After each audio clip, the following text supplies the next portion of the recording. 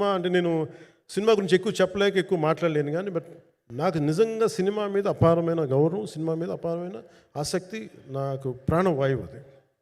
Story telling is a necessity for all each and every individual.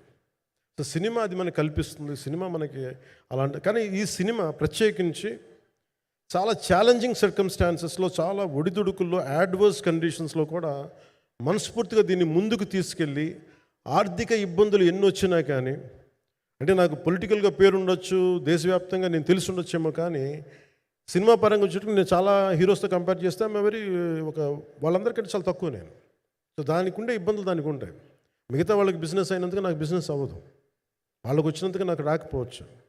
ఎందుకంటే నా దృష్టి, నా కాంపిటేటివ్నెస్ ఎప్పుడు నేను సినిమాల మీద పెట్టలేదు. నేను ఇప్పుడు సొసైటీ పొలిటికల్ ప్రాసెస్ పెట్టాను, కానీ ఎప్పుడు సినిమా మీద నేను ఎంత ఉండాలనేది నేను ఎప్పుడు పెట్టలేదు.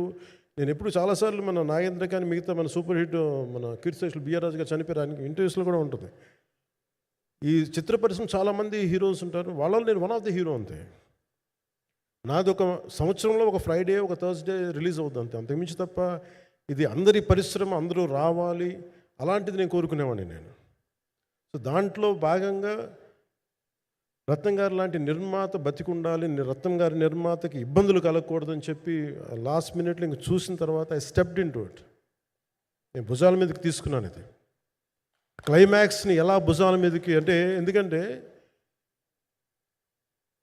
ముఖ్యంగా ఇక్కడ ఇది ఇంకొక బలమైన స్టార్ కాస్టింగ్ చాలా బాగా చేశారు ఆయన. ముఖ్యంగా బాబీ డియోల్ గారిని అంటే ఈరోజు చూస్తుంటే నాకు అదే అనిపించింది. ఈరోజు మన ప్రెస్ మీట్ కూడా నేను వచ్చాను. అందరూ ఎంత బిజీగా ఉన్నారని కొన్ని రాత్రుల నుంచి నిద్రలేదు. మన మనోజ్ పరమహంస గారికి కానీ, రత్నం గారికి కానీ, జ్యోతి గారికి కానీ, పాపం ఈ సినిమా ప్రమోషన్ సింగిల్ హ్యాండెడ్గా పాపం నిధి అగర్వాల్ భుజాల మీద వేసుకొని నాకే బాధ అనిపించింది. పాపం ఒక అమ్మాయి తన కెరీర్ దాన్ని చూసుకోవాల్సిన అమ్మాయి కూర్చోబెట్టి నాకే సిగ్గు అనిపించింది. I have to truly appreciate you. అంటే చాలా పాపం అన్నీ వెళ్తూ ఉంటే నాకు ఇదేంటి సినిమాని అనాథలా వదిలేశారంటే అనిపించింది. సో నాకేమనిపించింది, ఈ సినిమాకి ఎవరు అనాథలా వదలలేదు, నేను ఉన్నానని చెప్పడానికి వచ్చాను ఈ రోజున. ఎందుకంటే నేను కోట్లాది మంది ప్రజలకి అండగా ఉండేవాడిని, దేశంలో ఉండే సమస్యలకి స్పందించేవాడిని. అలాంటిది తెలుగు సినిమాకి, నా సినిమాలకి మీకు తెలుసు గతంలో ఎన్నిసార్లు ఇబ్బందులు పెట్టారు. అదే మన ప్రభుత్వం అక్కడికి రాగానే వెంటనే సాధారణంగా హృదయ కవాటాలు తెరిచి మరి ఆహ్వానించాం. ఏమి కృతజ్ఞత కూడా ఆశించలేదు. అంత చిత్ర పరిశ్రమను అంత గుండెల్లోకి తీసుకుంటాం.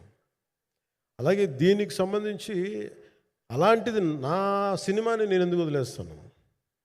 ఎందుకంటే ఇది ఇంకో సినిమా కాదు. ఒక మేకప్ మ్యాన్గా ప్రారంభమయ్యి ఇంకో ప్రొడ్యూసరు, డబ్బులున్న ప్రొడ్యూసరు, పెద్ద జీవితాల నుంచి వచ్చిన ప్రొడ్యూసరే కాదు, చాలా చిన్న స్థాయి నుంచి,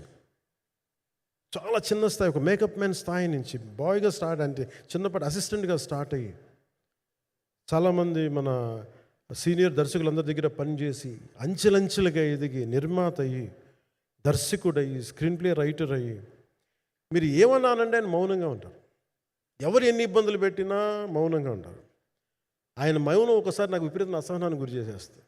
మీరు ఏదైనా మాట్లాడాలంటే ఎవరు ఇబ్బందులు పెట్టి ఏం ఎదురు తిరగరు ఏంటంటే ఇలా అంటారు, ఏం చేయాలి. ఇంకా ఇలాంటి వ్యక్తికి ఆయన మౌనం నన్ను ఇలా రోడ్ల మీదకి వచ్చి ఇలా మీ దగ్గరికి ముందు నుంచోబెట్టింది.